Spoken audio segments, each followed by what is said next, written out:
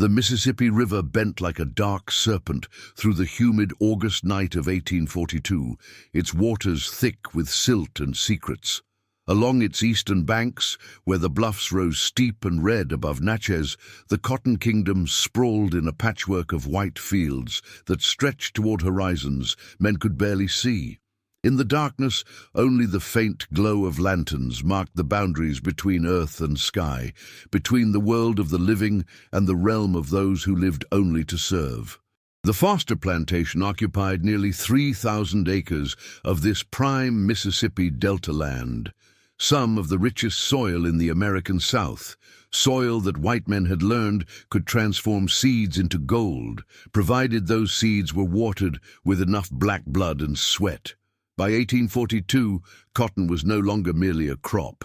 It was a fever, an obsession, a mathematical equation that plantation owners calculated with the precision of accountants and the cruelty of executioners. Every pound picked meant profit. Every hour of sunlight meant opportunity. Every enslaved body meant currency that could be extracted, measured, and maximized until that body simply ceased to function. In the quarters, a collection of rough-hewn cabins arranged in military rows behind the main plantation house. A young man named Henry lay awake on a pallet of corn husks, listening to the night sounds filtering through gaps in the wooden walls. He was 28 years old that summer, though he had long ago stopped counting birthdays. Time for enslaved people was not measured in years of life accumulated, but in seasons of cotton survived, in harvests endured, in days that somehow managed to end before the body gave out completely. Henry had been born on this land, the son of a woman named Ruth who had died when he was 12, worked to death during a difficult childbirth that the white overseer had deemed insufficiently important to warrant calling the doctor until it was far too late. He had no memory of his father, who had been sold away to a plantation in Louisiana before Henry's first birthday, traded for a pair of mules and $30 cash. These were the mathematics of slavery. Human beings converted into livestock, love transformed into loss, families dissolved into profit margins. He was a tall man, Henry, 6 feet and 2 inches, with shoulders broadened by endless labor and hands that bore the permanent stains of cotton bolls and Mississippi mud. His face carried the angular features his mother had given him, features that spoke of African ancestors he would never know, peoples and places erased by the Middle Passage and the auction block. Other enslaved people on the Foster plantation said Henry had his mother's eyes, dark and watchful, capable of expressing everything his mouth could never safely say in the presence of white men. In the cabin, he shared with 7 other enslaved men. The air hung thick and stagnant despite the open door. The heat of August in Mississippi was a physical presence, a weight that pressed down on lungs and made every breath feel earned. Mosquitoes whined in the darkness. Somewhere in the adjacent cabin, a baby cried briefly before being hushed by its exhausted mother. The smell of wood smoke and unwashed bodies mingled with the ever-present odor of cotton, that peculiar scent that clung to everything and everyone on a plantation, a reminder that even sleep offered no escape from the fields. Henry's body ached in that deep, bone-tired way that had become his constant companion. His back bore the raised scars of whippings received over the years, punishment for picking too slowly, for straightening up to stretch his spine, for the unforgivable sin of being visibly human in a system that required him to be merely a machine. His hands were calloused and cracked, the fingertips worn nearly smooth from years of grasping at cotton bolls, pulling the white fiber from its sharp brown casings until his fingers bled, and then hardened, and then simply became tools that no longer registered pain in any meaningful way. Tomorrow would bring more of the same, and the day after that, and every day until the cotton was harvested or until his body failed, whichever came first. This was 1842, the height of what white men called the cotton boom, when global demand for American cotton had transformed the Deep South into an agricultural factory powered entirely by stolen black labor. Plantation owners like William Foster had discovered that cotton could make them wealthier than their wildest dreams, provided they were willing to extract every possible ounce of productivity from the people they claimed to own.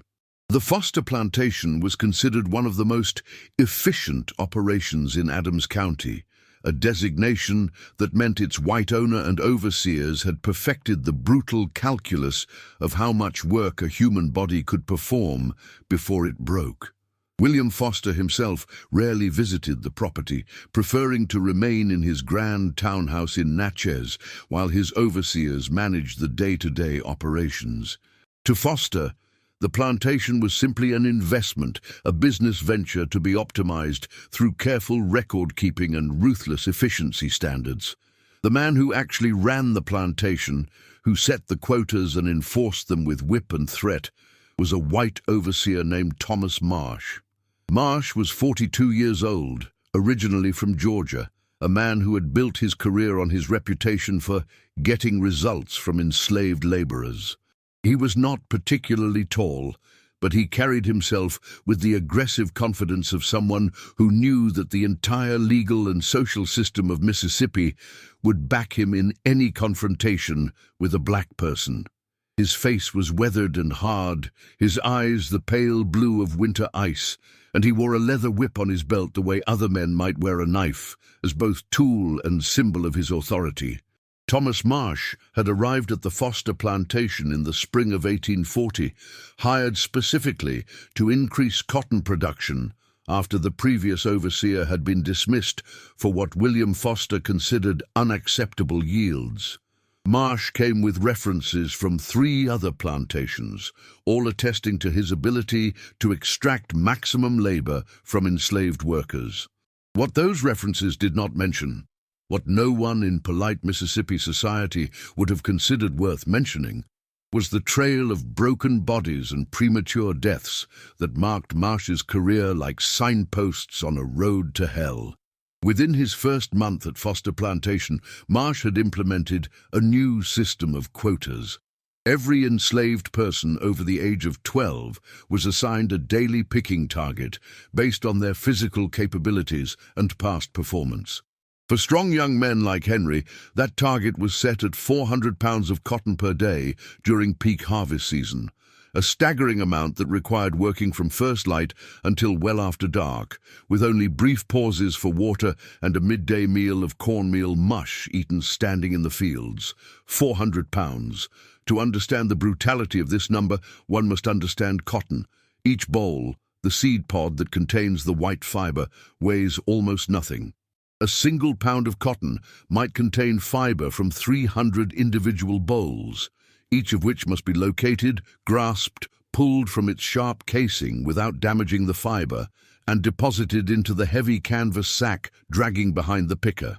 400 pounds meant touching, pulling, and harvesting perhaps 120,000 individual cotton bolls in a single day, all while bent at the waist, moving down endless rows under a sun that turned the Mississippi Delta into a furnace.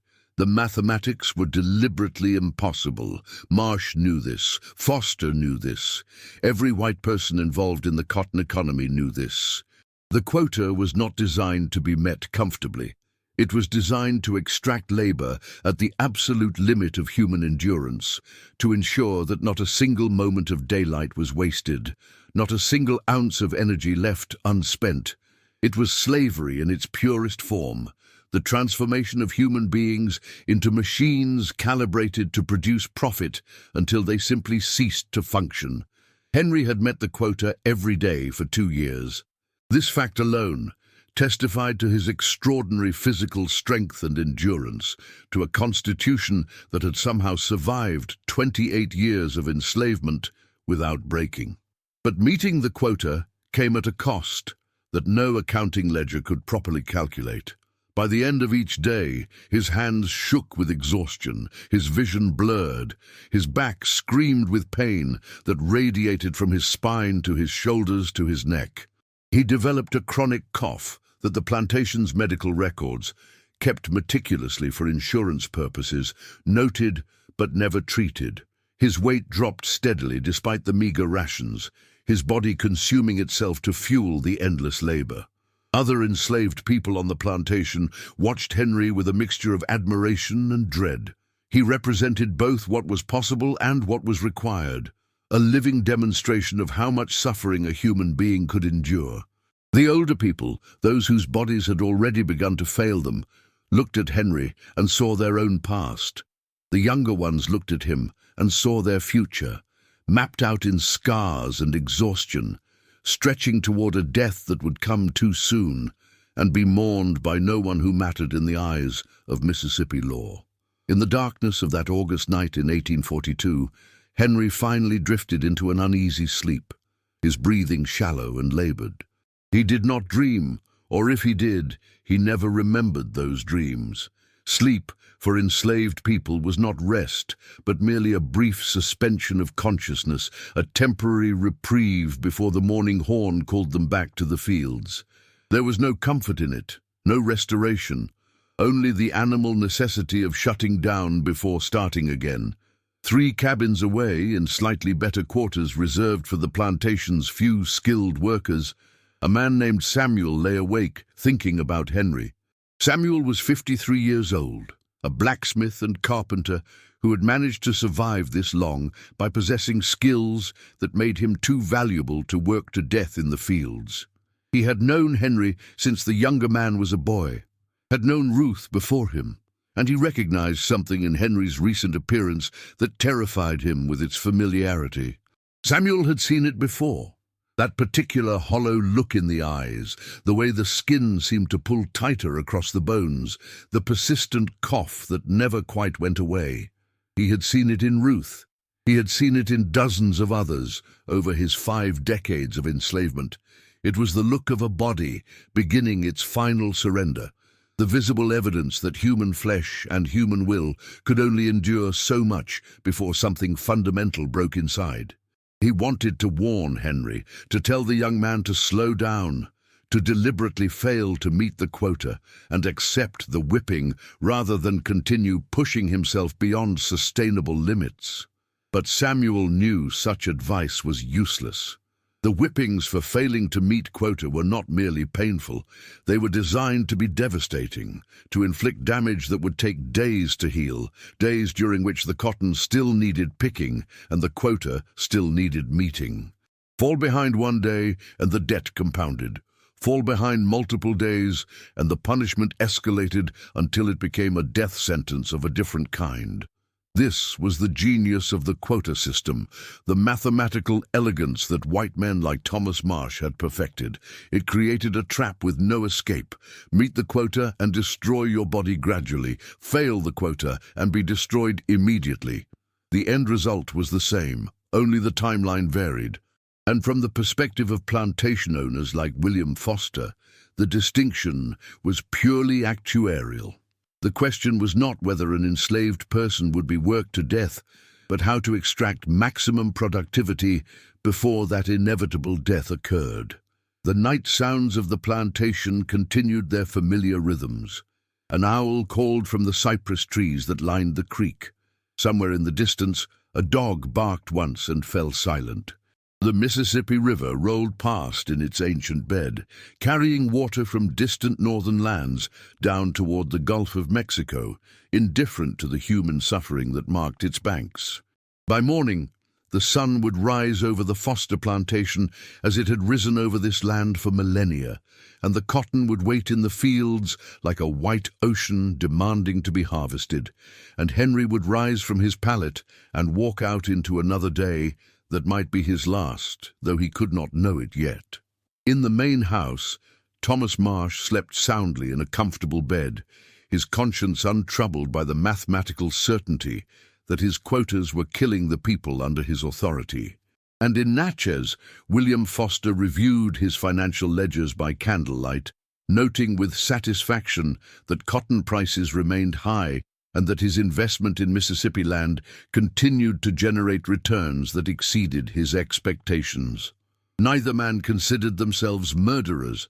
In their understanding of the world, an understanding supported by every law and custom of the antebellum South, they were simply businessmen engaged in the rational pursuit of profit. The morning horn sounded at 4:30, cutting through the pre-dawn darkness like a blade. Henry's eyes opened before his mind fully registered consciousness, a reflex developed over years of being startled awake in the dark. Around him, the other men in the cabin stirred, groaning softly as they forced their exhausted bodies upright. No one spoke. There was nothing to say that hadn't been said 1,000 times before, no encouragement that could make the coming day any easier to face. Henry sat up on his pallet, and immediately the cough seized him. It came from deep in his chest, a wet, rattling sound that he tried to muffle against his forearm. The coughing fit lasted nearly a minute, leaving him breathless and dizzy. When it finally subsided, he could taste copper in his mouth, blood, though not enough to spit out, just enough to know that something inside him was wrong. He had been coughing like this for 3 weeks now, ever since a cold rain had caught him in the fields with no shelter and no permission to stop working. Outside, the sky showed the first hint of grey at the eastern horizon. The air was already thick with humidity, promising another day of suffocating heat. Henry pulled on his single pair of work pants, rough cotton fabric worn thin and patched in multiple places, and a shirt that had once been white but was now permanently stained the grey-brown color of Mississippi Delta soil. His shoes were strips of leather wrapped around his feet and tied with twine, inadequate protection against the sharp cotton bolls and the fire ants that nested in the fields. The enslaved workers gathered in the yard between the cabins as the grey dawn strengthened into pale morning light. Thomas Marsh stood on the porch of his cottage, watching them assemble with the calculating gaze of a man inventorying livestock. His leather whip hung coiled at his belt, catching the first rays of sunlight. Beside him stood his assistant overseer, a young white man named Peter Collins, barely 20 years old, but already fluent in the language of violence that governed plantation life. "Y'all know the count," Marsh called out, his Georgia accent flattening the vowels. "£400 for the men, 300 for the women, 200 for the children. Anyone coming up short tonight answers to me personal." He emphasized the word personal in a way that made its meaning unmistakable. Several of the enslaved people shifted their weight, eyes fixed on the ground. Making eye contact with an overseer was dangerous. It could be interpreted as defiance, as challenge, as any one of a dozen offenses that justified the whip. Henry stood near the back of the group, trying to suppress another cough. His chest felt tight, as if iron bands were slowly constricting around his lungs. The morning air should have felt cool, refreshing after the stifling heat of the cabin, but instead it seemed to catch in his throat, making each breath an effort. He pressed his hand against his ribs, feeling his heart beating too fast, a frantic rhythm that never seemed to slow anymore. "Collins, take the Northfield crew," Marsh continued. "I want those last 10 acres finished today. No excuses." He turned his pale eyes across the assembled workers, and Henry felt, rather than saw, that gaze pause on him for a moment. Marsh had been watching him lately, Henry knew. Not with concern. White overseers didn't concern themselves with the health of enslaved workers except as it affected productivity, but with the assessment of a man judging whether a tool was nearing the end of its useful life. The workers were divided into crews and sent to their assigned sections of the vast cotton fields. Henry's crew, 12 men and women, was assigned to the East Field, a 40-acre section where the cotton had ripened perfectly, the bolls bursting open to reveal the white fiber inside. It was premium picking, which meant premium expectations. Marsh would be watching this field especially closely, comparing weights at day's end, looking for any excuse to make an example of someone. They walked in silence along the dirt path that led from the quarters to the fields, passing the gin house, where yesterday's picked cotton was being processed, the massive wooden building already emanating heat from the steam-powered machinery inside, the smell of cotton oil and mechanical grease mixed with the earthy scent of the fields. Somewhere beyond the tree line, the Mississippi River continued its eternal flow, a reminder that the world extended beyond these plantation boundaries. though that world might as well have been on another planet for all the freedom it offered to enslaved people.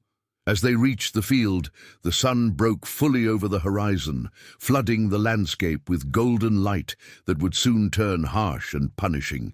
The cotton plants stood in perfect rows, stretching toward the distant tree line, each plant heavy with white bolls that seemed to glow in the early morning light. To a casual observer, it might have looked beautiful, this pastoral scene of agricultural abundance. But Henry saw only labor measured in pounds, only hours measured in pain, only a day that would demand everything his failing body could give and then demand more. He took his position at the beginning of a row, the canvas picking sack already heavy on his shoulder, though it was still empty. Around him, the other workers did the same, each moving with the mechanical efficiency of people who had performed this task thousands of times. There was no overseer's whistle to start them, no formal signal. They simply began because anything else would have been interpreted as refusal to work, and refusal meant the whip. Henry reached for the first bowl, his fingers moving automatically through the motions they knew so well. Grasp, pull, deposit, move forward 6 inches, repeat. The rhythm was supposed to be meditative, almost hypnotic, but his cough kept breaking the pattern. Every few minutes he had to straighten up, hand pressed to his chest, trying to clear his lungs enough to continue. Each time he stopped, he could feel the minutes slipping away, the quota receding further from reach. By mid-morning, the temperature had climbed into the 90s. The humidity made the air feel solid, something that had to be pushed through rather than breathed. Sweat poured down Henry's face, stinging his eyes, soaking through his shirt until the fabric clung to his back like a second skin. The canvas sack grew heavier with each passing hour, dragging behind him through the dirt, accumulating not just cotton, but the weight of exhaustion that seemed to multiply with every row completed. His hands moved mechanically, grasp, pull, deposit, but the coughing fits were coming more frequently now. Every 10 minutes, then every 5, his lungs would seize and he would have to stop, bent double, trying to draw breath while his chest convulsed. The other workers in his crew had noticed. He could see them glancing at him sideways, their faces carefully neutral, but their eyes worried. They knew what he knew. Visible weakness attracted attention, and attention from overseers never ended well. Around 11 o'clock, Thomas Marsh rode his horse along the edge of the field, surveying the progress. Henry heard the hoofbeats and forced himself to keep picking, to maintain the rhythm, even though his vision had started to blur at the edges. The overseer stopped his horse directly behind Henry's row, and Henry could feel those ice-blue eyes assessing him, calculating, judging. "You slowing down, boy?" Marsh's voice cut through the humid air. Henry didn't stop picking, didn't look up. "No, sir," he managed to say between gasps for air. "Just the heat, sir." It was a lie, and they both knew it. The heat affected everyone equally, but most of the other workers weren't stopping every few minutes to cough until they nearly vomited. Marsh said nothing for a long moment. Henry could hear the leather saddle creaking as the overseer shifted his weight, could imagine that pale gaze taking inventory of his trembling hands, his sweat-soaked shirt, the way his shoulders hunched slightly forward as if protecting his chest from some invisible blow. Finally, Marsh spoke again, his voice flat and disinterested. "You got 400 pounds to pick today, same as always. I don't care if you're dying. You'll meet that count, or you'll wish you had." The horse moved on, continuing down the line of workers. Henry's hands shook as he reached for the next cotton bowl. The overseer's words echoed in his mind. "I don't care if you're dying." It wasn't hyperbole or exaggeration. It was simple statement of fact. In the economy of the plantation, Henry's death would be unfortunate only insofar as it represented a loss of capital investment. William Foster had paid approximately $1,200 for Henry 15 years ago, purchasing him from an estate sale in Virginia. That investment had long since been recouped through Henry's labor. At this point, Henry was pure profit, and if he died tomorrow, Foster would write off the loss in his ledgers and purchase a replacement at the next slave auction in Natchez. This was the mathematics that governed their lives, human beings reduced to numbers in account books, their value calculated in pounds of cotton picked and years of labor extracted. The system was designed with brutal efficiency. Young, strong, enslaved people like Henry were worked at maximum intensity during their prime years, with no consideration for long-term health or survival. Why preserve a worker's health when replacement workers could be purchased relatively cheaply? Why allow rest days or medical care when every hour of lost productivity represented lost profit? The cold logic of capitalism, applied without the slightest pretense of humanity, had concluded that it was more economical to work enslaved people to death and replace them than to maintain them as one might maintain valuable machinery. The midday meal break came at noon, 30 minutes to eat cornmeal mush and drink lukewarm water from communal buckets. Henry sat in the narrow strip of shade provided by an oak tree at the field's edge, too exhausted to eat. His chest felt like it was filled with broken glass, every breath a fresh agony. The cough had evolved from an occasional nuisance into a constant companion, and now there was blood in his spit. Not much, just flecks of red mixed with the phlegm, but enough to confirm what he had been trying to ignore for weeks. Samuel found him there, the older blacksmith having walked over from the workshop where he'd been repairing cotton gin parts. Samuel said nothing at first, just sat down beside Henry and offered him a dipper of water from his own bucket. Henry drank gratefully, the cool liquid soothing his raw throat for a moment before the coughing started again. "You need to tell Marsh you're sick," Samuel said quietly, keeping his voice low enough that no one else could hear. "Get yourself to the sick house for a few days." The sick house was a small cabin near the quarters where enslaved people too ill to work were sent to recover, or to die out of sight of the other workers. It was a desperate place, understaffed and undersupplied, but it was better than collapsing in the fields. Henry shook his head. "Can't afford the time off. Already behind on my count from last week when it rained. Marsh said anyone missing quota this week gets 20 lashes. The threat wasn't empty. 2 weeks ago, a woman named Betty had failed to meet her quota 3 days in a row, exhausted from nursing a sick child at night. Marsh had tied her to the whipping post in front of all the other workers and administered 20 lashes with such force that she hadn't been able to walk properly for days afterward. She was back in the fields now, moving slowly, her back still healing under her shirt. Samuel's weathered face creased with concern. 20 lashes won't matter if you're dead, boy." Henry looked at the older man, seeing the genuine worry in Samuel's eyes, but he knew there was no good choice available to him.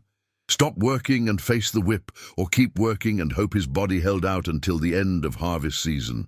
Either path led to suffering. It was only a question of which form that suffering would take and how long it would last. "I'll make it through," Henry said, though he wasn't sure he believed his own words. "Just need to push through these next few weeks until harvest slows down." Samuel opened his mouth to respond, but the overseer's horn sounded, the signal that the meal break was over. Both men stood, Samuel gripping Henry's arm for a moment in silent support before heading back toward the workshop. Henry picked up his canvas sack and walked back to his row, each step requiring conscious effort, his legs heavy as if he were wading through water instead of walking across dry earth. The afternoon stretched endlessly.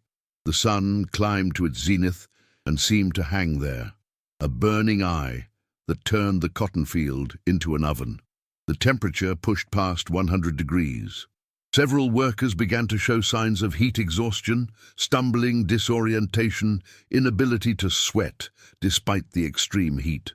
The overseers noticed but did nothing unless someone actually collapsed. Heat sickness was expected, accepted, built into the calculations of cotton production. A few workers might fall, but most would survive, and the cotton would get picked. Henry's world narrowed to the space immediately in front of him.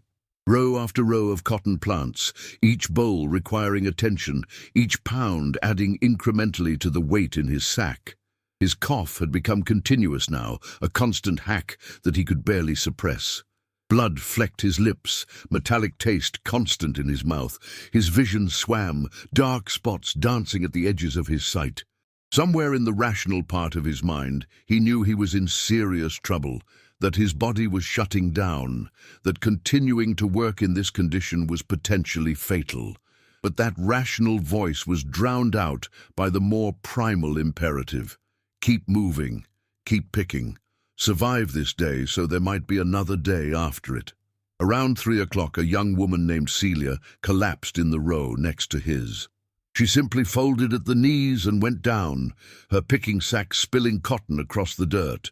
Henry saw it happen but couldn't stop to help. Stopping would mean falling behind, and falling behind meant the whip. Peter Collins, the assistant overseer, rode over immediately, dismounting and checking whether Celia was conscious. She was, barely, her eyes rolling back in her head, her skin flushed and dry from heat stroke. Collins hauled her to her feet roughly, slapping her face to bring her around.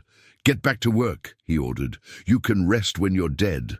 Celia swayed on her feet, clearly unable to continue, but terror of the whip motivated her to reach for another cotton bowl with trembling hands.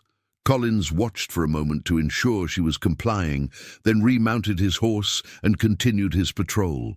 No one was sent to bring Celia water. No one was permitted to help her to the shade. She simply had to continue or face punishment for failure to work. Henry watched this interaction peripherally, his hands never stopping their mechanical motion. This was how people died in the cotton fields, not all at once in dramatic fashion, but incrementally, their bodies giving out piece by piece until there was nothing left to give. The overseers would push right up to that edge and sometimes over it, because the economic calculation always favored extraction over preservation. An enslaved person who died from overwork had at least been fully utilized. An enslaved person who was given rest and medical care represented lost productivity that could never be recovered. By 4 o'clock, Henry's cotton sack weighed approximately 200 pounds. Halfway to his quota, with 4 more hours of viable picking time before darkness made it impossible to see the cotton bolls clearly. Under normal circumstances, this would have been acceptable progress. But these weren't normal circumstances. His pace had been slowing steadily all afternoon, his frequent coughing fits eating away at precious minutes. He did the math in his head, trying to calculate whether he could possibly reach 400 pounds by day's end, and the numbers didn't work. Even if he picked continuously without another coughing fit for the rest of the day, an impossibility, he would still come up short by at least 50 pounds. The realization brought a cold fear that momentarily cut through his physical misery. 50 pounds short meant the whip. Not just a few lashes for minor infractions, but a serious beating designed to ensure he never came up short again. He had seen Marsh administer such punishments before, had seen strong men reduced to screaming, begging creatures as the leather tore into their backs. His own back still bore scars from previous beatings, raised welts that would never fully fade, tissue damage that ached on cold mornings and throbbed after long days in the fields. Henry forced himself to move faster, to push through the coughing, to ignore the way his chest felt like it was collapsing inward. His hands became clumsy with exhaustion, fumbling at the cotton bowls, sometimes missing them entirely. Sweat poured into his eyes, blurring his vision further. The other workers in nearby rows had noticed his struggle. He could feel their worried glances, but no one could help him. The quota system was designed to be individualized, to pit enslaved people against each other in competition for survival. At 5 o'clock, Thomas Marsh rode through the fields again, this time accompanied by William Foster himself. The plantation owner had made one of his rare visits from Natchez, wanting to personally inspect the progress of the harvest. Foster was a portly man in his 50s, dressed in an expensive linen suit that somehow remained crisp despite the oppressive heat. He sat astride a magnificent chestnut mare, surveying his cotton fields with the satisfied expression of a man watching money grow in real time. "Excellent progress, Marsh," Foster said, his voice carrying across the field. "At this rate, we'll exceed last year's yield by at least 15%. He pulled a handkerchief from his pocket and dabbed at his forehead. "The market prices in New Orleans are holding strong. Every pound we can get to market before the British cotton arrives will fetch premium rates." Marsh nodded, pleased with the praise. "I've kept the quotas high, sir. Some of them are struggling, but that's to be expected. They'll meet the counts or face consequences." His hand rested casually on his whip as he spoke, the gesture unconscious but revealing. Violence was so integral to his management style that the weapon had become an extension of his body. Foster's gaze swept across the workers bent over the cotton plants, their bodies reduced to mechanisms of production in his accounting. His eyes paused briefly on Henry, noting the way the young man kept stopping to cough, the trembling in his hands, the unsteady way he moved from plant to plant. "That one looks poorly," Foster observed, with the mild interest of someone noting a mechanical defect in a piece of equipment. "Henry," Marsh said, following his employer's gaze. "He's been coughing for a few weeks. Probably picked up something during that cold spell we had, but he's strong. He'll work through it. He's never missed his quota before." There was a note of pride in Marsh's voice, the satisfaction of an overseer whose training methods had produced a worker who would literally destroy himself rather than fail to meet expectations. Foster considered this information, running calculations in his mind. Henry represented a significant capital investment, $1,200 15 years ago, which at 5% annual depreciation meant a current book value of approximately $600. But that calculation didn't account for Henry's productivity, which had far exceeded the average enslaved worker. In purely economic terms, Henry had generated thousands of dollars in profit through his labor. If he died now, it would be unfortunate, but not catastrophic. The investment had been recouped multiple times over. "Keep an eye on him," Foster said finally. "If he starts affecting the productivity of the others, or if he looks like he might not make it through harvest, send him to the sick house. I don't want him dying in the fields where the others can see it. Bad for morale." It was a purely practical consideration, devoid of human compassion.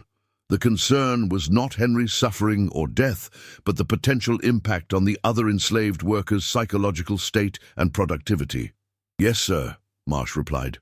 The two white men continued their tour of the fields, discussing cotton prices and shipping schedules, and the possibility of purchasing additional enslaved workers at the next Natchez auction. Their voices faded as they rode away, leaving Henry and the others to their labor. Henry had heard every word of the conversation. The white men hadn't bothered to lower their voices. Why would they? Enslaved people were property, not persons, and you didn't concern yourself with what your property might think or feel. The casual discussion of his potential death, the cold calculation of his value, the complete absence of any recognition of his humanity, none of it surprised Henry. This was simply the reality of slavery, the everyday horror that had been normalized through 2 centuries of practice. But hearing Foster's words, "I don't want him dying in the fields where the others can see it," crystallized something in Henry's mind. He wasn't going to make it through this harvest season. His body was telling him this in a language that couldn't be ignored. The constant coughing, the blood, the way his heart raced even when he was standing still, the lightheadedness that came in waves. He was dying slowly but inexorably, and everyone seemed to know it except they were all pretending otherwise, because acknowledging it would require them to do something, and doing something would cost money or productivity or both. The sun began its slow descent toward the western horizon, the light shifting from harsh white to golden amber. This was normally the most beautiful time of day, when the heat began to ease slightly, and the quality of light turned everything softer, more forgiving. But Henry saw none of this beauty. His world had narrowed to a pinpoint of focus: pick the cotton, fill the sack, survive until weighing time. Every other consideration had fallen away. He existed purely in the moment, in the repetitive motion of hands grasping cotton bowls, of feet shuffling forward, of lungs struggling to draw breath. At 6:30, with perhaps 90 minutes of viable picking time remaining, Henry's cotton sack weighed approximately 320 pounds. He was still 80 pounds short of his quota, and his body was approaching complete collapse. His legs shook with every step. His vision had narrowed to a tunnel, with darkness creeping in from the periphery. The coughing had become so severe that he was bringing up blood with every fit, bright red spatters on the white cotton he was trying to pick. In the row beside him, an older man named Joshua was keeping pace, his own sack nearly as full as it needed to be. Joshua had been watching Henry all afternoon with growing alarm. He had seen this before, too many times, had watched friends and family members work themselves literally to death in these fields. The signs were unmistakable. The grey pallor beneath Henry's dark skin, the way he swayed on his feet, even when standing still, the blood that now stained his lips and chin. "Henry," Joshua whispered, barely audible even in the relative quiet of early evening. "You need to stop. Tell Marsh you're sick. Take the whipping if you have to, but stop before you kill yourself." Henry heard the words, but they seemed to come from very far away, as if Joshua was speaking from the other side of a vast distance. He wanted to respond, to acknowledge the older man's concern, but he couldn't spare the breath. Every bit of oxygen his struggling lungs could capture was needed just to keep moving, keep picking, keep his body upright and functioning for just a little longer. At 7:15, with the sun touching the horizon and the light beginning to fail, Henry reached for another cotton bowl, and his legs simply gave out. There was no dramatic collapse, no theatrical fall. His knees buckled, and he went down slowly, almost gently, into the dirt between the cotton rows. The canvas sack, still 20 pounds short of quota, slipped from his shoulder and lay beside him like an accusation. For a moment, he simply knelt there, hands braced against the ground, trying to draw breath. His chest heaved, but no air seemed to reach his lungs. The coughing seized him again, violent spasms that brought up more blood, not flecks now, but actual mouthfuls that splattered dark red against the pale Mississippi soil. Around him, the other workers had stopped picking, frozen in place, watching with expressions of horror and helpless sympathy. Joshua dropped his own sack and moved toward Henry, but Peter Collins was faster. The assistant overseer had been watching from his position at the field's edge, and he spurred his horse forward immediately, covering the distance in seconds. "Get up," Collins ordered, his voice sharp. "Get up right now." Henry tried. He placed his palms flat against the ground and pushed, but his arms had no strength left. He managed to raise himself a few inches before collapsing again, his face in the dirt, blood and saliva mixing with the soil. The coughing continued, his body convulsing with each spasm. Collins dismounted, pulling his whip free from his belt. "I said get up, boy. You've got quota to meet." He raised the whip, preparing to strike, but Joshua stepped between them, an act of incredible courage that could have cost him his life. "Sir, he's truly sick," Joshua said, his voice steady despite his fear. "He needs the doctor." Collins paused, the whip still raised, his face reddening with anger at being challenged by an enslaved man. For a long moment the tableau held, the white overseer with his weapon, the elderly black man standing his ground, and Henry crumpled between them, each breath a gurgling, desperate sound. Then Thomas Marsh rode up, having seen the commotion from across the field. "What's going on here?" Marsh demanded, his ice-blue eyes taking in the scene. He saw Henry on the ground, saw the blood, saw Joshua standing in defiance. His expression darkened. "Collins, step back." The assistant overseer obeyed immediately, coiling his whip with obvious reluctance. Marsh dismounted and approached Henry, crouching beside him but careful not to touch him, as if death itself might be contagious. Henry's eyes were open but unfocused, his breathing shallow and wet. Blood trickled from the corner of his mouth. His skin had taken on a greyish tone that was visible even in the failing light. Marsh had seen enough dying enslaved people to recognize the signs. This wasn't simple exhaustion or heat sickness. This was a body in the final stages of surrender. "Get him to the sick house," Marsh ordered, standing and brushing dirt from his pants. "Joshua, you and 2 others carry him. The rest of you back to work. You've got 30 minutes before weighing time." It was a purely practical decision, made without emotion. Henry was no longer productive, therefore he needed to be removed from the fields where his condition might disturb the other workers.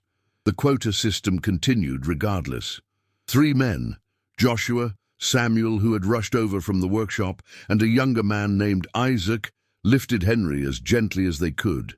His body was dead weight, completely limp, except for the occasional convulsive cough that brought up more blood. They carried him along the dirt path toward the quarters, moving as quickly as they dared, while trying not to jostle him too much.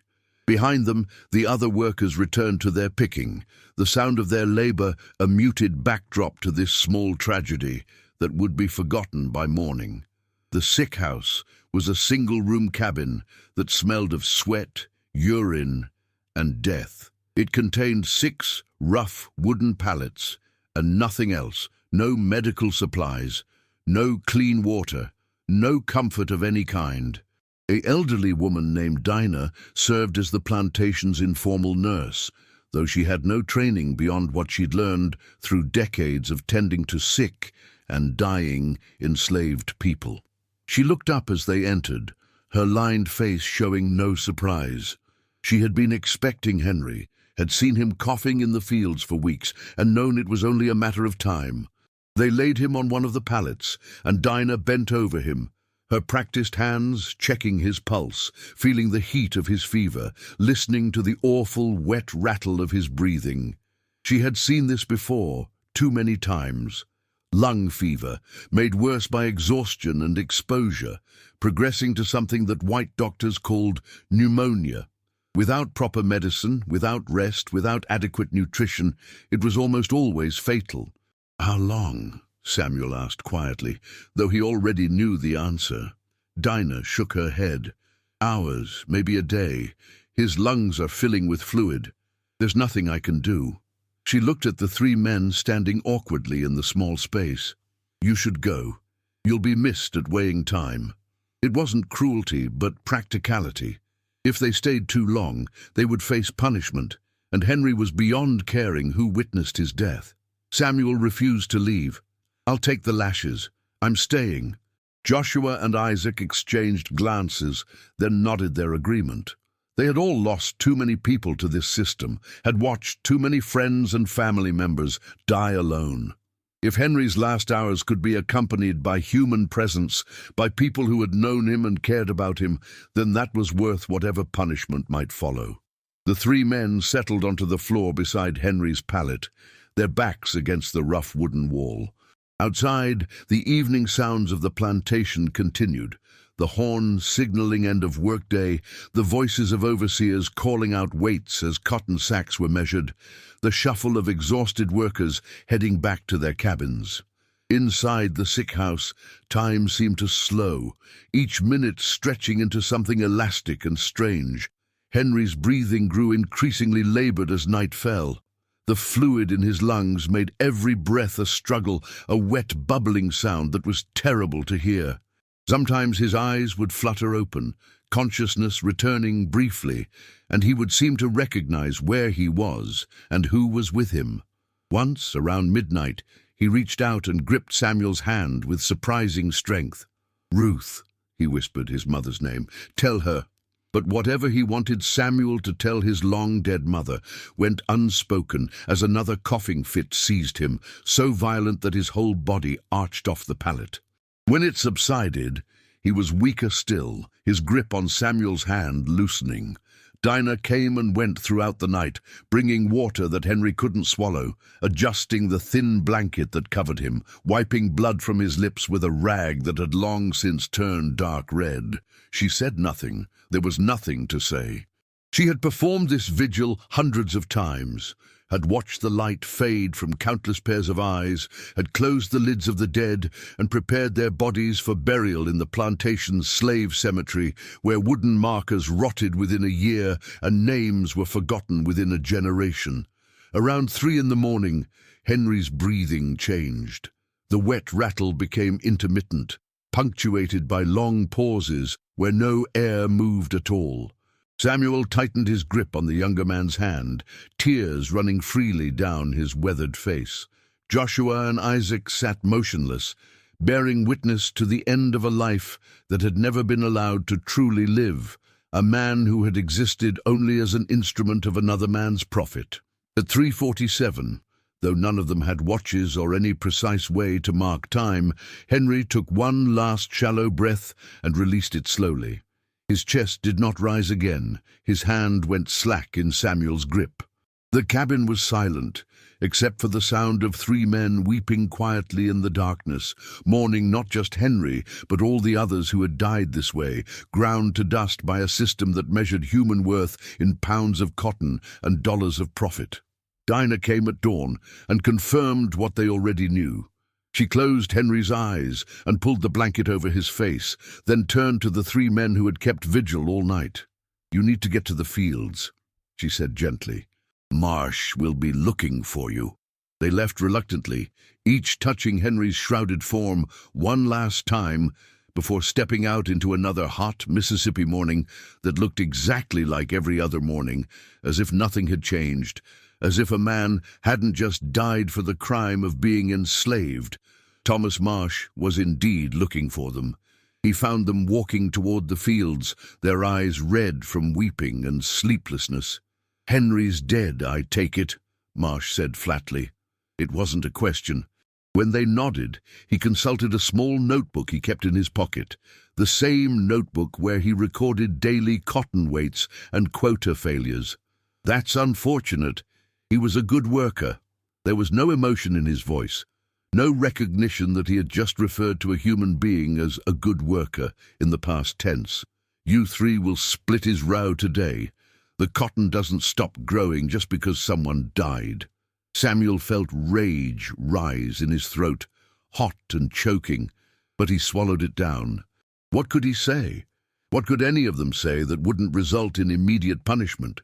So they nodded and went to the fields and picked cotton with hands that still remembered holding Henry's hand as he died. And the sun rose higher, and the heat built, and the day proceeded exactly as every other day had proceeded, because in the economy of slavery, individual deaths were merely data points in actuarial tables, losses to be noted in ledgers and then forgotten. William Foster learned of Henry's death 3 days later when Thomas Marsh sent his weekly report to Natchez. The plantation owner was in his study reviewing correspondence from his cotton factory in New Orleans when his house servant delivered Marsh's letter. Foster read the news with the mild annoyance of a man informed that a piece of equipment had broken down at an inconvenient time. He opened his plantation ledger, a massive leather-bound volume where every aspect of the Foster plantation's operations was meticulously recorded, and turned to the page listing his enslaved workers. He found Henry's entry. Henry, Negro male, aged 28, purchased 1827 from the Randolph Estate, Virginia, $1,200. Field hand, cotton picker, excellent health. Foster dipped his pen in ink and drew a single line through the entry, then wrote in the margin, "Died August 16th, 1842. Cause, lung fever. Total value extracted, estimated $4,800. Net profit $3,600. The calculation was simple arithmetic. Over 15 years, Henry had picked approximately 320,000 pounds of cotton. At current market rates, that cotton had generated roughly $4,800 in revenue after accounting for processing and shipping costs. Subtract the original purchase price and the minimal costs of feeding and housing Henry, and the profit was substantial. From Foster's perspective, Henry had been an excellent investment that had unfortunately reached the end of its productive life slightly earlier than optimal, but still well within acceptable parameters. Foster made a note to instruct Marsh to purchase a replacement worker at the next forks of the road slave market in Natchez. The fall auction season was approaching, and there would be plenty of young, strong, enslaved people available. Many of them sold south from the upper South states, where tobacco farming was becoming less profitable. The domestic slave trade was booming in 1842, with tens of thousands of enslaved people being forcibly relocated from Virginia, Maryland, and Kentucky to the cotton plantations of the Deep South. Foster could replace Henry easily, probably for less than the original purchase price, given the surplus of available enslaved laborers in the market. He closed the ledger and returned to his correspondence about cotton futures. Henry's death already forgotten. It was simply business, the natural order of things in a society built on the systematic exploitation of black bodies. The fact that a 28-year-old man had been worked to death was unremarkable, unworthy of further thought or reflection. This was slavery functioning exactly as designed. Maximum extraction of labor with minimum investment in the laborers themselves. On the plantation, Henry's body was prepared for burial by Dinah and 2 other enslaved women. They washed him as best they could with the limited water available, wrapped him in a piece of rough canvas — there were no coffins for enslaved people — and carried him to the slave cemetery at the edge of the plantation's boundaries. It was a desolate place, marked by crude wooden crosses that weathered and fell within a few years, leaving no permanent record of the people buried there. Samuel had fashioned a cross from 2 pieces of scrap wood, carving Henry's name and the year into the wood with a knife. It wasn't much, but it was something, a small act of resistance against the erasure that slavery imposed on black lives. 23 enslaved people gathered at the graveside that evening after the day's work was done, standing in the fading light while Samuel said a few words. "Henry was born on this land," Samuel began, his voice rough with emotion. "He never knew freedom. He never knew what it was to wake up in the morning and choose how to spend his day, to work for his own benefit, to live for himself. Everything he was, everything he could have been, was stolen by the men who claimed to own him. They worked him until his body gave out, and when he died, they wrote it down in their books as a business loss." He paused, looking at the faces around him, faces marked by exhaustion and grief, and a rage that had nowhere to go, no outlet, no possibility of justice or retribution. "We can't give him back his life. We can't undo what was done to him. But we can remember him. We can say his name. We can bear witness that he lived, that he mattered, that his death was not natural or inevitable, but was murder, slow murder by the system that enslaved him." The word murder hung in the air, dangerous and true. Everyone present understood that if any white person heard them speaking this way, they would face severe punishment. But in this moment, gathered at Henry's grave with night falling around them, they needed to name the truth of what had happened. Henry had been murdered, not with a gun or a knife, but with quotas and whips and the systematic denial of rest, medical care, and basic human dignity.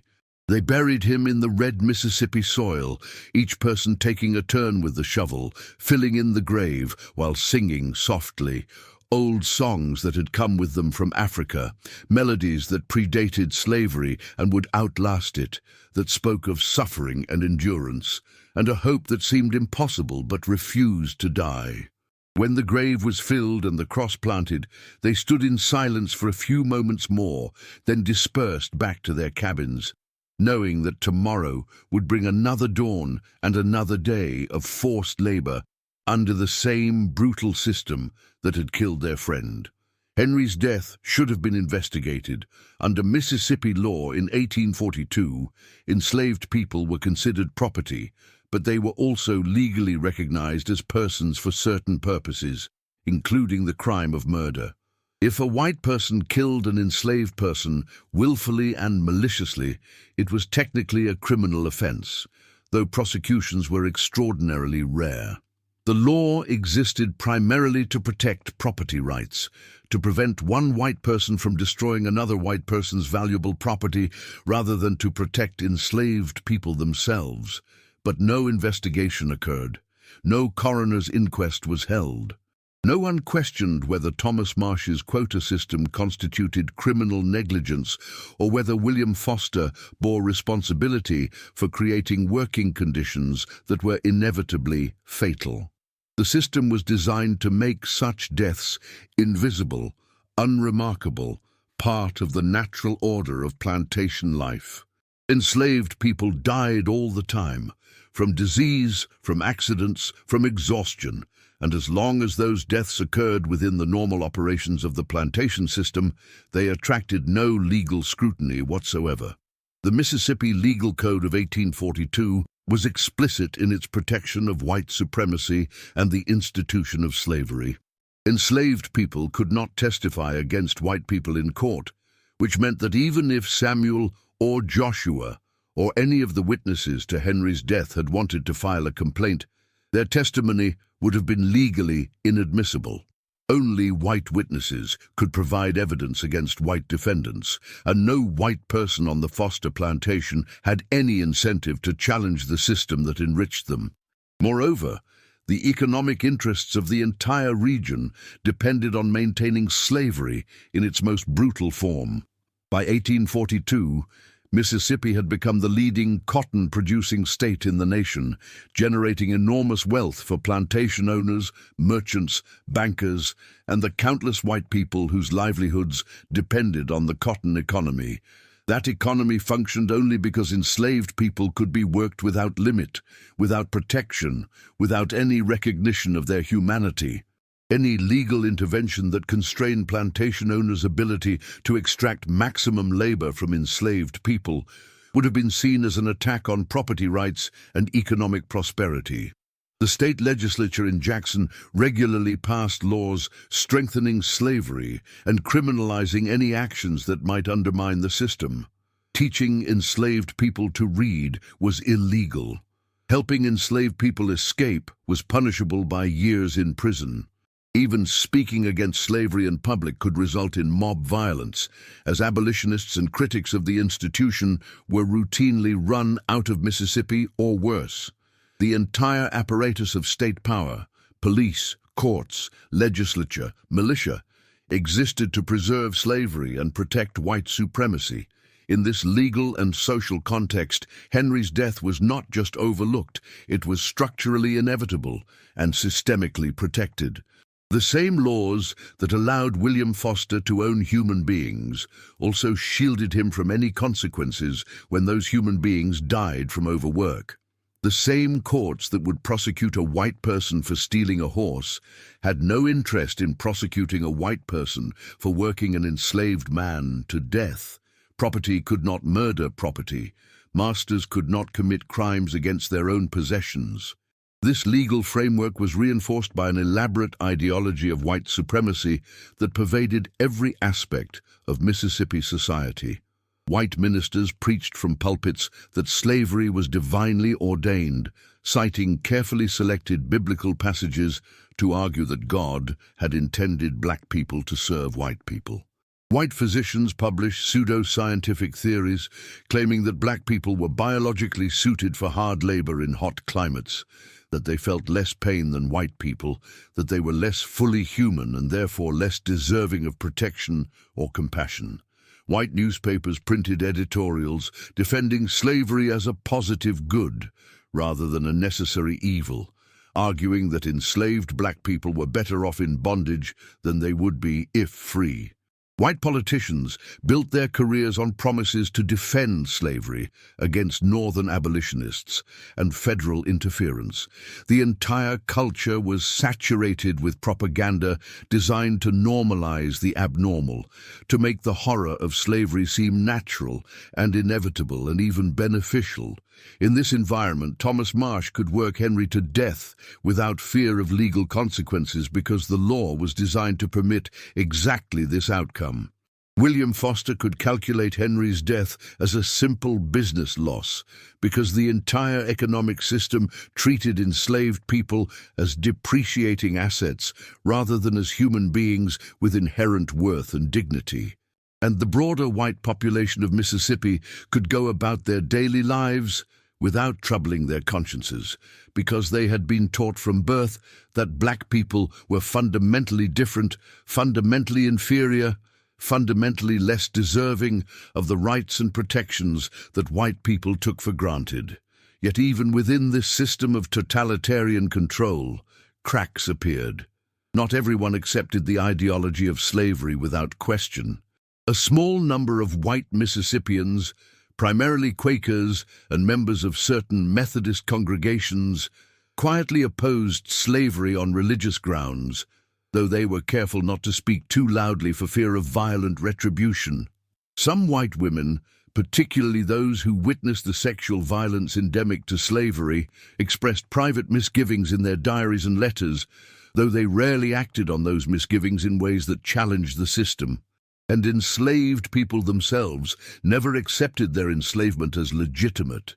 They resisted in countless ways, large and small, from outright rebellion to subtle acts of sabotage, from escape attempts to the preservation of African cultural traditions, from the creation of secret societies to the singing of songs that contained coded messages of resistance. Every enslaved person who survived another day, who maintained their humanity in the face of systematic dehumanization, who remembered their own name and their own worth despite being treated as property, every such person was engaged in an act of resistance against slavery. Henry's death, tragic as it was, became part of a larger narrative of resistance and survival. The people who had known him kept his memory alive, telling stories about him to their children, ensuring that he would not be completely erased by the ledger books and legal documents that reduced him to a monetary value. Samuel's wooden cross might rot away within a few years, but the memory of Henry, of his strength, his endurance, his humanity, would persist in the oral traditions of the enslaved community. These memories would eventually find their way into the historical record in unexpected ways. Decades later, during the Civil War and Reconstruction, formerly enslaved people would give testimony about their experiences, and their accounts would include stories like Henry's, stories of people worked to death in the cotton fields, of brutal overseers and indifferent owners, of a system designed to extract profit from human suffering. The Works Progress Administration's slave narratives of the 1930s would preserve hundreds of such testimonies, creating an invaluable historical archive that documented slavery from the perspective of those who had endured it. But in August 1842, none of these future developments could be foreseen. Henry was dead, buried in an unmarked grave that would be lost to history. The Foster plantation continued its operations without interruption. Thomas Marsh continued setting brutal quotas. William Foster continued calculating his profits, and the cotton grew in the fields, white bowls opening under the hot sun, waiting to be picked by other black hands that would eventually wear out and fail, just as Henry's had failed. The normalcy of it all was perhaps the most horrifying aspect. Henry's death was not an aberration or an exception, but simply another day in the functioning of American slavery. All across the Cotton Kingdom, in Mississippi, Alabama, Louisiana, Georgia, South Carolina, similar deaths were occurring constantly, a steady drumbeat of casualties that no one bothered to count because enslaved lives had no statistical value beyond their contribution to cotton production. The historical record of Henry's death survived only by accident, preserved not because anyone cared about Henry himself, but because his death created a legal complication that required documentation. In 1843, 1 year after Henry died, William Foster passed away from a stroke. His estate, including the Foster plantation and all the enslaved people on it, became the subject of a complex legal dispute between his widow, his 3 adult children, and a nephew who claimed that Foster had promised him a share of the property. The resulting lawsuit, filed in Adams County Chancery Court, required a complete inventory and valuation of Foster's estate.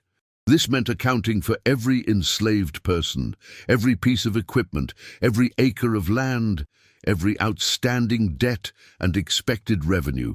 The court appointed a commissioner to conduct this inventory, and that commissioner discovered a discrepancy in the plantation records. Henry's death in 1842 had been noted in Marsh's weekly reports, but his value had not been properly deducted from the estate's total assets in Foster's personal ledger. This accounting error forced the court to investigate the circumstances of Henry's death to determine the proper valuation of the loss. Was Henry's death the result of natural causes, in which case it represented normal depreciation of property? Or was it the result of negligence or misconduct, in which case the estate might have legal liability? The distinction mattered because it affected the distribution of assets among Foster's heirs. The court commissioned depositions from Thomas Marsh and several other white witnesses who had been present on the plantation in August 1842. These depositions, preserved in the Adams County Chancery Court records, provide the documentary evidence that allows us to reconstruct Henry's story more than 180 years later. Marsh testified that Henry had been a strong and able worker who had taken sick with a lung complaint during the harvest season. He acknowledged that Henry had continued working despite being ill, but he insisted that this was Henry's own choice, not something imposed by the overseer. The Negro could have reported to the sick house at any time, Marsh testified, a lie so transparent that it reveals the depth of his moral bankruptcy. I never forced anyone to work who was truly unable. Henry simply wanted to complete his task. D. This testimony was designed to shield both Marsh and the Foster estate from any suggestion of wrongdoing, to reframe Henry's death as the result of Henry's own decisions rather than the inevitable consequence of a quota system that left enslaved people no real choice at all. Peter Collins, the assistant overseer, provided supporting testimony that echoed Marsh's account. So did the plantation's bookkeeper, a white man who had never set foot in the cotton fields, but who testified confidently about the reasonable nature of the work requirements. No enslaved person was called to testify. Their voices were legally inadmissible, their first-hand knowledge irrelevant to a court system designed by and for white people. The court ultimately ruled that Henry's death represented normal depreciation of property, not negligence or misconduct. The estate's value was adjusted accordingly, and the property was divided among Foster's heirs according to the terms of his will. Thomas Marsh received a cash bonus for his faithful service and continued working as an overseer on the plantation under its new owner, Foster's eldest son. The system continued without disruption, validated by legal proceedings that treated a man's death as nothing more than an accounting problem to be resolved.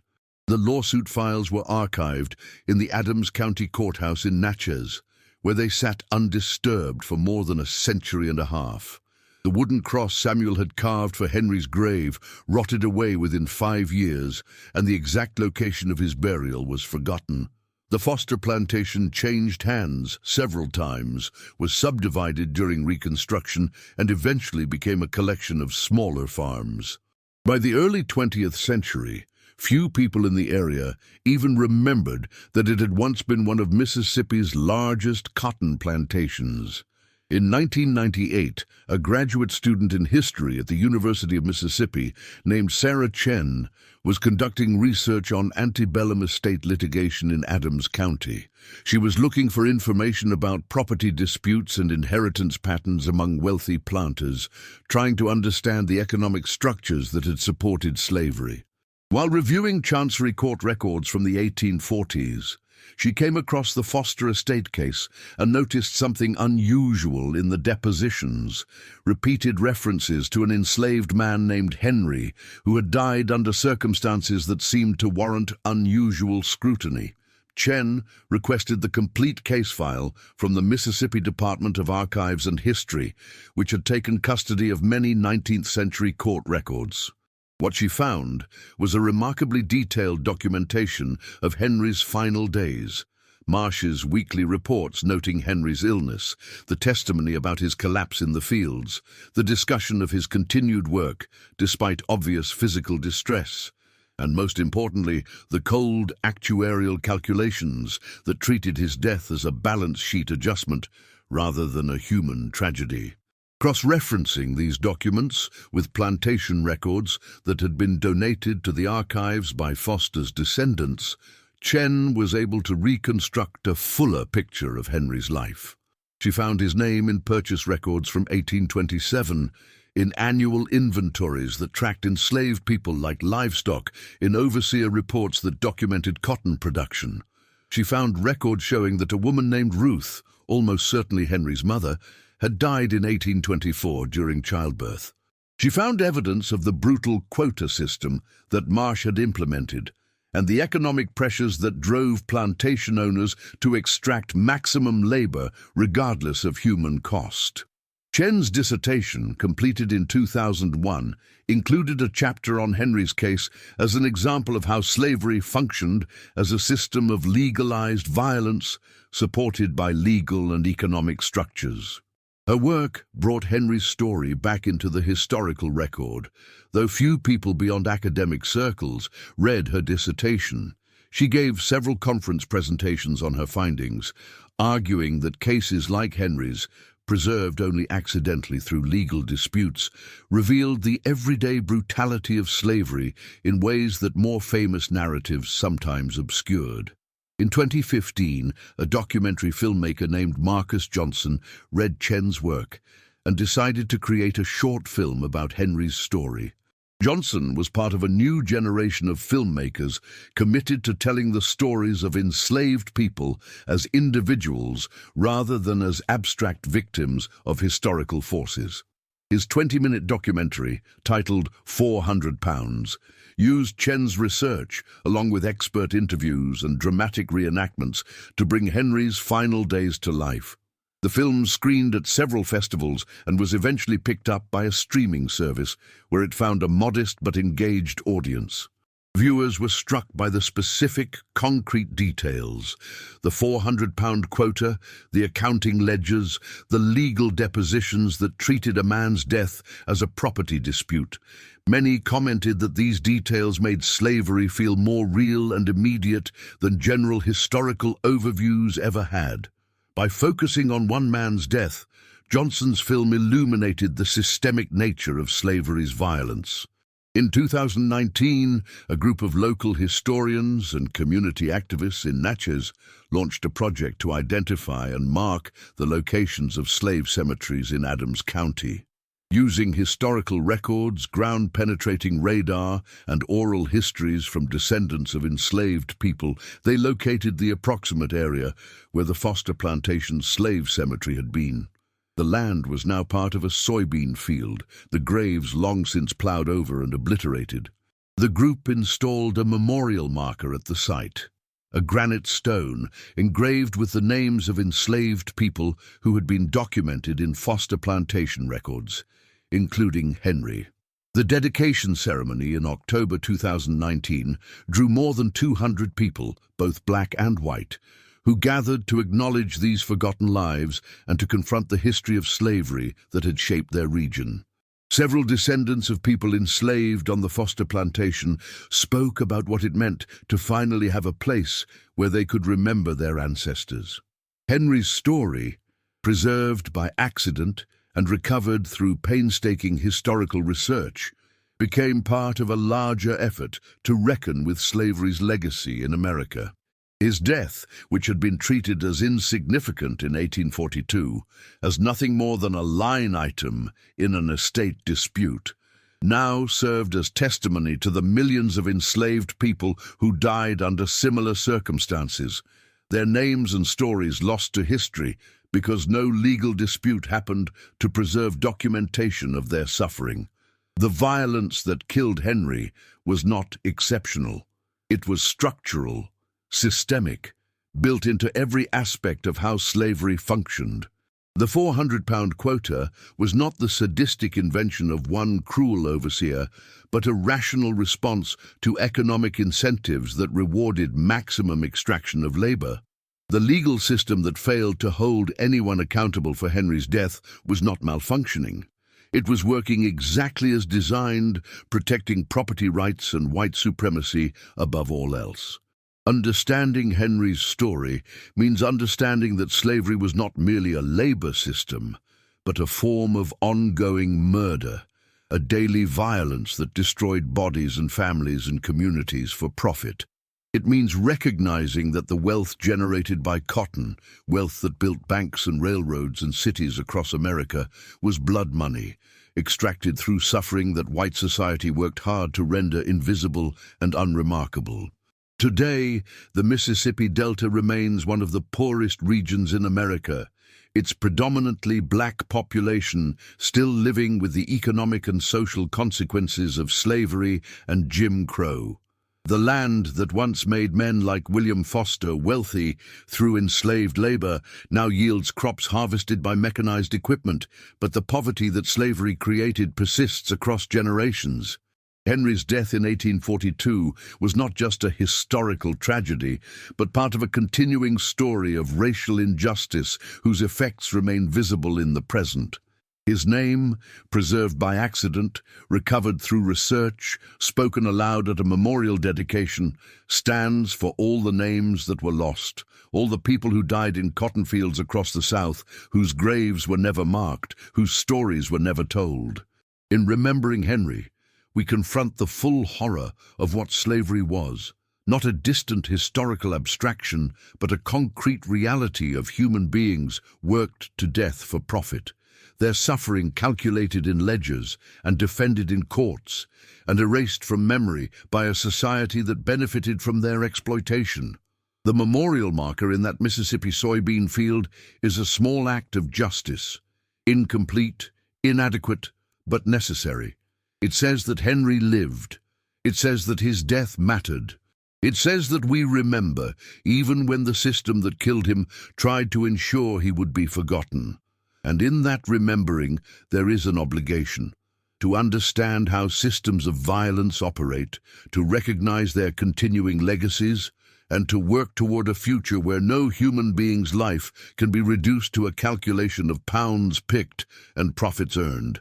Henry was 28 years old when he died in a cotton field in Mississippi in August 1842. He was someone's son. He might have been someone's friend, someone's hope, someone who had dreams that slavery never allowed him to pursue. He was fully human, deserving of dignity and compassion and justice, even though the society he lived in denied him all three. His story, recovered from archival silence, demands that we remember not just him, but all those whose stories remain lost, and that we reckon honestly with the violence that built America's wealth and the racial injustice that remains its legacy.